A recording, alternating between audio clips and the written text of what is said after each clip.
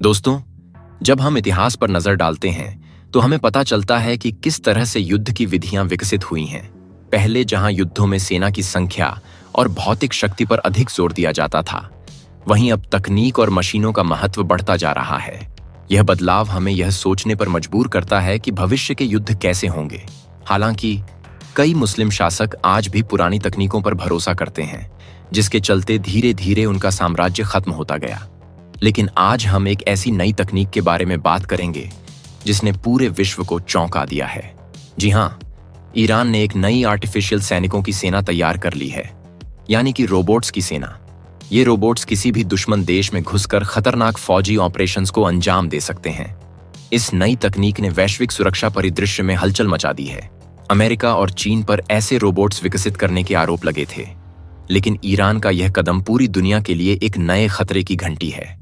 यह स्पष्ट है कि जैसे जैसे तकनीक में सुधार होता है, देशों के बीच शक्ति संतुलन भी बदलता है।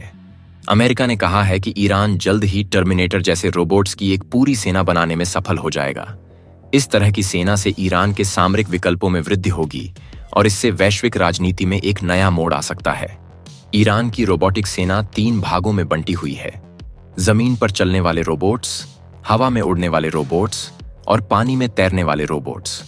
इसका मतलब है कि ईरान ने डिफेंस के सभी क्षेत्रों में AI तकनीक का समावेश कर लिया है। आइए हम ईरान के रोबोट्स की विशेषताएं और उनके कार्य के बारे में बात करते हैं।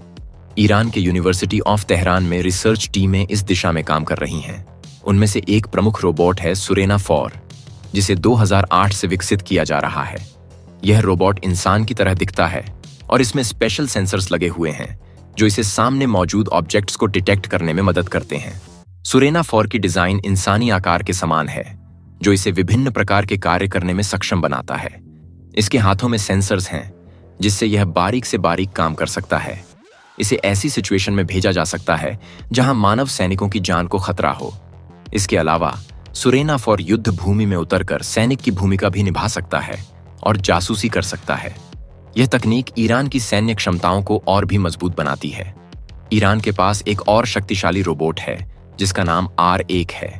यह रोबोट सुरेना 4 से अलग है क्योंकि इसके पैरों की जगह पहिए लगे हुए हैं। इसकी डिजाइन इस तरह की गई है कि यह तेजी से मूव कर सके। इसकी ऊपरी बॉडी में हाथ हैं जो इसे युद्ध के दौरान चिकित्सा सहायता प्रदान करने में सक्षम बनाते हैं।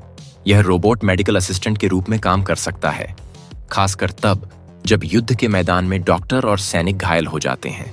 इस तरह के रोबोट्स युद्ध में घायल सैनिकों को प्राथमिक चिकित्सा प्रदान कर सकते हैं और उनकी जान बचाने में मदद कर सकते हैं। ईरान ने कई ऐसे टैंक और पानी में चलने वाली बोट्स भी विकसित की हैं जो पूरी तरह से AI पर निर्भर हैं। ये रोबोट्स तटीय क्षेत्रों में निगरानी रखने, जासूसी करने और दुश्मन के ठिकानों पर हमला करने के लिए सक्षम हैं।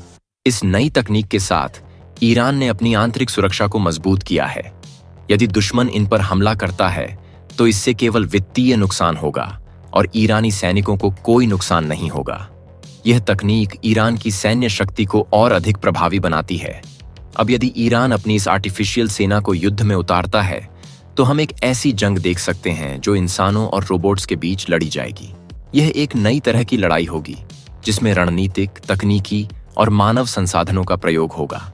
यहाँ यह भी ध्यान देना महत्वपूर्ण है कि ईरान के अलावा चीन, अमेरिका और रूस भी इस रोबोटिक सेना को बनाने की रेस में लगे हुए हैं। लेकिन ईरान फिलहाल इस क्षेत्र में अन्य देशों से आगे निकल गया है। चीन ने अपने रोबोटिक प्रोग्राम में काफी निवेश किया है, जिसमें सेना और पुलिस दोनों के लिए विभिन्न प्रकार के रोबोट्स शामिल हैं। अमेरिका भी नए तकनीकी विकास पर ध्यान केंद्रित कर रहा है, जिससे वह अपने सैन्य संसाधनों को और अधिक सक्षम बना सके। हाल ही में रूस ने भी अपने सैन्य बलों के लिए ड्रोन और रोबोट्स की तैनाती बढ़ाई है। इन सब के बीच ईरान ने आर्टिफिशियल इंटेलिजेंस की मदद से अपनी रोबोटिक सेना को विकसित करके एक नई मिसाल कायम की है। आपका क्या विचार है? यदि भविष्य में इंसानों और रोबोट्स के बीच युद्ध होता है तो क्या इंसान रोबोट्स से मुकाबला कर पाएंगे? यह एक महत्वपूर्ण प्रश्न है जिसे वैश्विक सुरक्षा विशेषज्ञों द्वारा लगातार उठाया जा रहा है। कुछ विशेषज्ञों का मानना है कि मानव बुद्धि और अनुभव का कोई मुकाबला नहीं है। युद्ध के मैदान में केवल तकनीक पर भरोसा करना खतरनाक हो सकता है। दूसरी ओर कुछ विशेषज्ञ यह मानते हैं कि AI की क्षमता और स्वायत्तता इंसानों से कहीं अधिक हो सकती है। यदि हम तकनीकी दृष्टिकोण से देखें तो रोबोट्स में त्वरित निर्णय लेने की क्षमता होती है, जो युद्ध के मैदान में एक महत्वपूर्ण तत्व है।